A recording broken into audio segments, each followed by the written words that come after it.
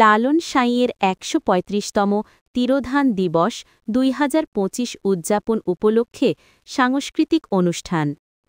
মানিকগঞ্জ প্রতিনিধি আজাহার হোসেনের প্রতিবেদনে। মানিকগঞ্জে স্বরলিপি সঙ্গীত নিকেতনের আয়োজনে লালন স্মরণোৎসব ২০২৫ পালিত হয়।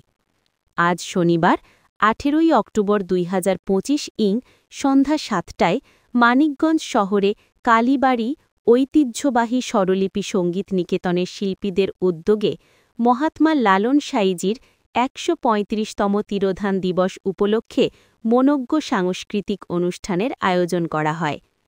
বিদেশীর সঙ্গে কেহ প্রেম করিল না রে, বিদেশীর সঙ্গে কেহ প্রেম করিল না, আগে ভাব জানিয়া প্রেম করিল, আগে ভাব জানিয়া প্রেম করিল,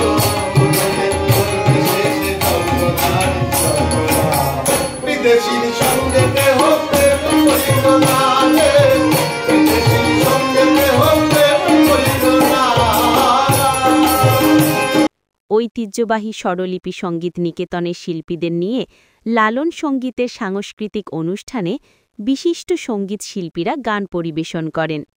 সেই সময় উপস্থিত ছিলেন সাংবাদিক বীর মুক্তিযোদ্ধা মোহাম্মদ আজাহার হোসেন সহ সঙ্গীত নিকেতনের গুণী শিল্পীবৃন্দ।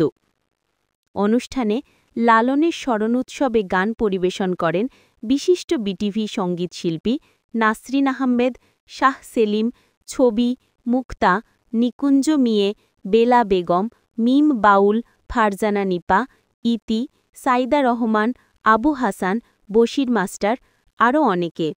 তবলায় প্রতুল রায়, শ্যামল কর্মকার সুজন, মৃদুল সরকার, অ্যাড বজলু, দুতারা তসলিম মিয়া, লিটন মিয়া, সিবেন।